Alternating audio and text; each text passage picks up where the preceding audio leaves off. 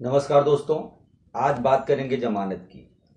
भारतीय चुनावी प्रक्रिया में जमानत और जमानत जब्त होना एक आम सी बात है। और आप लोग अक्सर सुने होंगे कि अमुक कैंडिडेट की जमानत जब्त हो गई, अमुक प्रत्याशी की जमानत जब्त हो गई। तो जमानत क्या होती है, जमानत जब्त क्यों होती है, जमानत जब्त कब नहीं होती है, इन सारी बातों को आज हम लोग विस्तार से जानेंगे। तो पहली बात, तो जमानत शब्द आते ही लोगों के विचार में एक अजीब सी बात आती है कि ये कोई आपराधिक प्रवृत्ति की बात चल रही है, कि कोई अपराधी है, कोई अपराध किया होगा जिसके बारे में जमानत लेने की बात या उससे संबंधित कोई बात चल रही है। जबकि ऐसा नहीं है। आज हम लोग बात कर रहे हैं दूसरी जमानत की, जो जब्त तो हो सकती है लेकिन उसके लेने और देने का कुछ मतलब नहीं है। तो अब देखते हैं कि जमानत क्या होती है, भारतीय चुनावी प्रक्रिया में जमानत क्या होती है।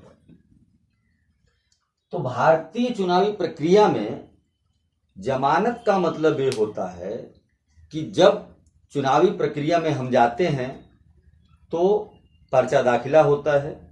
पर्चा दाखिला के साथ में जरूरी document as per government requirement, जो भी गवर्नमेंट को चाहिए होता है वो डॉक्यूमेंट, उसके साथ में सरकार द्वारा निर्धारित एक अमाउंट होता है। तो उस अमाउंट को ही भारतीय चुनावी प्रक्रिया में जमानत बोलते हैं, या जमानत राशि भी उसको बोल सकते हैं।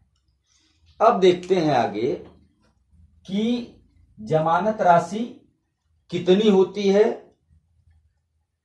तो जमानत राशि फिक्स नहीं होती है। जमानत राशि दर, चुनाव दर बदलती रहती है, घटती तो नहीं है, बढ़ती ही है। जैसे अब 1951 के चुनाव में जो जमानत राशि रही एमपी और एमएलए के चुनाव के लिए, आज के दिन वो तो नहीं है।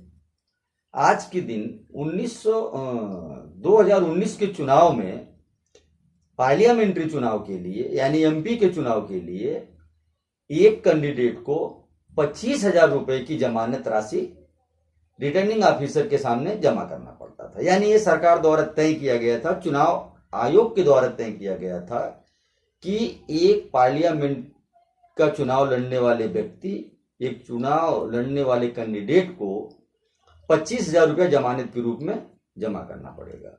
तो ये हुई जमानत राशि। ये एमपी के लिए अलग है, एमएलए के लिए अलग है, ग्राम प्रधान के लिए अलग है, बीडीसी के लिए अलग है। तो जैसा चुनाव है छोटा या बड़ा, उस तरह से वो धनराशि फिक्स होती है और अगले चुनाव में वही रहेगी, ऐसा जरूरी नहीं है, वो बदल भी सकती है। अब देखते हैं कि क्या सबको एक समान जमानत राशि जमा करनी पड़ती है। यानी चुनावी प्रक्रिया में जो लोग भाग ले रहे हैं, चाहे कोई भी हो, क्या सबको एक समान धनराशि जमा करनी पड़ती है। ये सवाल बहुत इंपॉर्टेंट है, लेकिन ऐसा है नहीं कि सबको एक समान राशि जमा करना पड़े। जहां पर ओबीसी और जनरल के लोगों को सरकार द्वारा तय अमाउंट, मैक्सिमम जो अमाउंट तय होता वो देना पड़ता है, तो वहीं पे एससी और एसटी के लोगों के लिए उसका आधा जमानत राशि के रूप में देना पड़ता है। जैसे 2019 की बात किया था कि एक एमपी के चुनाव लड़ने वाले व्यक्ति को 25,000 रुपया जमानत राशि देना पड़ता था, तो ये ओबीसी और जनरल के लिए है। एससी और एसटी के लिए उसका आधा यानी 12,500 रुपया जमा करना है, सीधी सी बात है। अब आगे देखते हैं। आगे होती है जमानत जब्त कब होती है। किसी भी चुनाव में ये सामान्य सी बात है कि अमुक कैंडिडेट का, उम्मीदवार की जमानत जब्त हो गई, चाहे वो पार्टी वाला हो, चाहे वो निर्दल हो या कैसा भी हो। तो जमानत जब्त तब होती है कि किसी भी निर्वाचन क्षेत्र में कुल पड़े वैध मतों की संख्या का 1/6% से कम अगर उस प्रत्याशी को, उस उम्मीदवार को मत प्राप्त हुआ है तो उसकी जमानत राशि जब्त हो जाएगी। अब मान लीजिए किसी भी एक निर्वाचन क्षेत्र है, उसमें 10,000 वोट पड़े हैं, तो 10,000 वोट पड़ने का मतलब हो गया कि उसका 1/6 यानी 16.66% अगर वो कोई कैंडिडेट नहीं प्राप्त कर सकता है तो उसकी जमानत जब्त हो जाएगी। अब देखते हैं जमानत राशि रखी क्यों जाती है, क्या जरूरत है कि जमानत राशि रखी ही जाए, क्यों न फ्री कर दिया जाए। भाई इतने देशव्यापी चुनाव होता है, लोकसभा का देखा जाए तो कितना पैसा खर्च होता है, 60,000 करोड़ 50,000 करोड़ रुपए खर्च होता है, या इससे भी अधिक हो सकता है। सरकार के आंकड़े में और चुनाव आयोग के आंकड़ा अलग होता है, वास्तविकता उससे बहुत अलग होती है। तो जहां पे इतना पैसा खर्च हो रहा है वहां पे 20,000 25,000 15,000 10,000 एक जमानत राशि रखने का क्या मतलब है। लेकिन इसका कुछ मतलब ये है कि जो बोगस कैंडिडेट हैं, जो केवल सोचते तो हैं चुनाव लड़ेंगे, लेकिन उनका मन से तन से चुनाव लड़ने में नहीं होता है, केवल क्षणिक उनके दिमाग में आता है कि यार चुनाव हम भी लड़ेंगे। तो ऐसे कैंडिडेटों को रोकने के लिए, यानी बोगस कैंडिडेटों को रोकने के लिए ये जमानत राशि रखी जाती है। दूसरा ये होता है कि चुनावी प्रक्रिया में अनावश्यक भीड़ सी लग जाएगी, तो उस भीड़ को रोकने के लिए भी ये जमानत राशि एक इंपॉर्टेंट रोल निभाती है। मान लीजिए नामांकन फ्री हो गया तो क्या होगा, लोग एक डॉक्यूमेंट इकट्ठा करेंगे, 150 रुपए में जेरॉक्स निकाले, ले जाके सबमिट कर दिए, अब वो भी कैंडिडेट बन गए।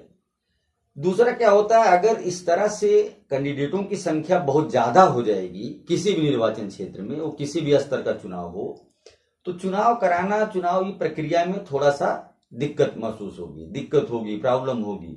जबकि ऐसे लोग चुनाव ना तो लड़ना चाहते हैं, ना तो चुनाव जीतना चाहते हैं, केवल नामांकन कर दिए, उनका काम खत्म हो गया। तो इस मानसिकता के लोगों को रोकने के लिए भी ये जो जमानत की राशि है ये काम आती है।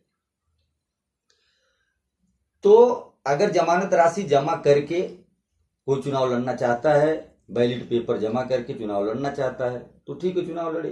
तो ये सब इसके लिए होता है कि जो सही में चुनाव लड़ना चाहते हैं, चुनाव जीतना चाहते हैं, राजनीति करना चाहते हैं, ये सब उनके लिए काम आता है। एक तीसरी चीज होती है, तीसरी चीज में क्या है, चुनाव आयोग को कुछ न कुछ आमदनी हो जाती है। जैसे अगर पूरे देश में देखा जाए तो लगभग 543 लोकसभा की सीट है, तो 543 लोकसभा की सीट पे अगर एक निर्वाचन क्षेत्र में केवल 15 कैंडिडेट नामांकन करते हैं, केवल 15, तो इनकी संख्या हो जाती है 8,145। तो जब 8,145 लोग नामांकन करेंगे और हर आदमी 25,000 रुपया जमा करेगा, तो ये अमाउंट लगभग 20 करोड़ बैठता है।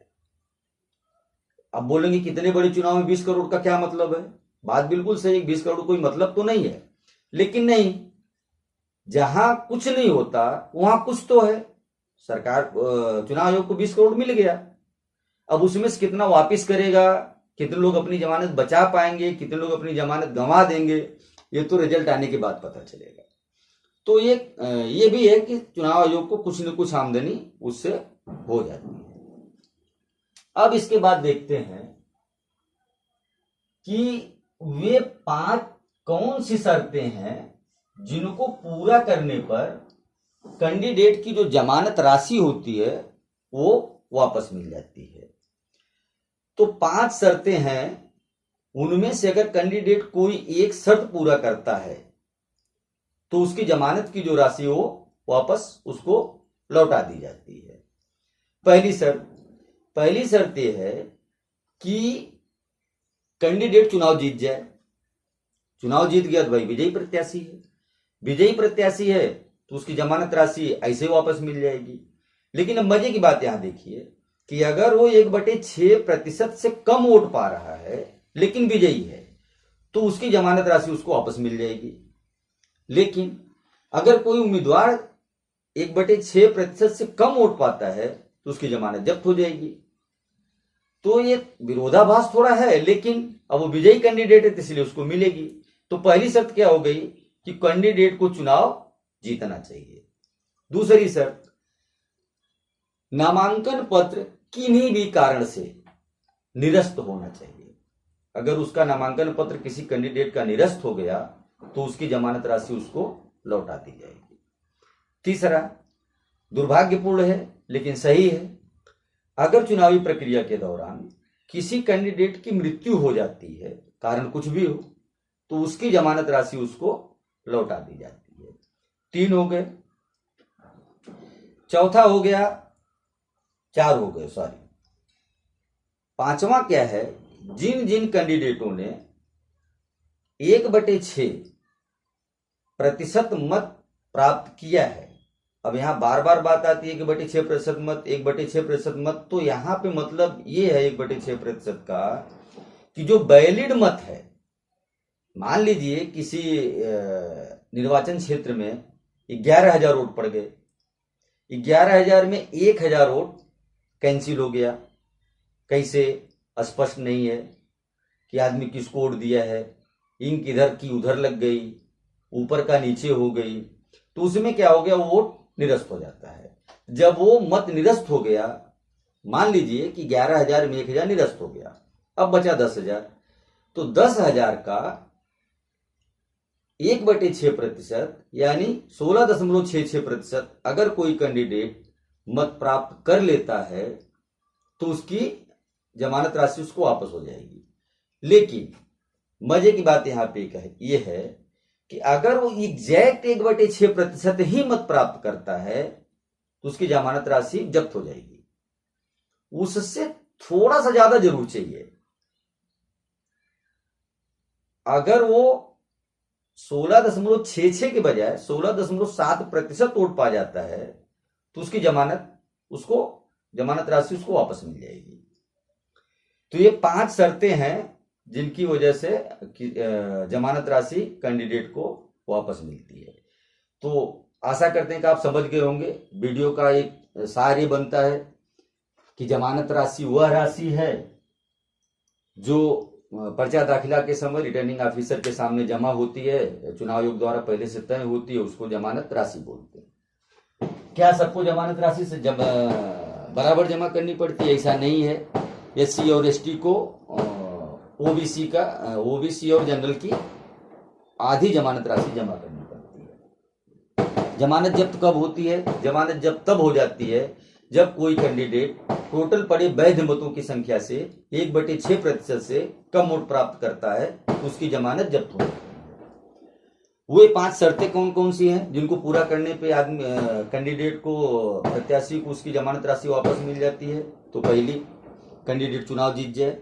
दूसरा, नामांकन उसका निरस्त हो जाए। तीसरा, दुर्भाग्यपूर्ण है कि उसकी मृत्यु हो जाए। चौथा, चुनाव प्रक्रिया जिन जिन प्रत्याशी ने 1/6% से तक वोट प्राप्त किया उनकी जमानत राशि उनको वापस हो जाएगी। तो धन्यवाद। ये रहा वीडियो का सार।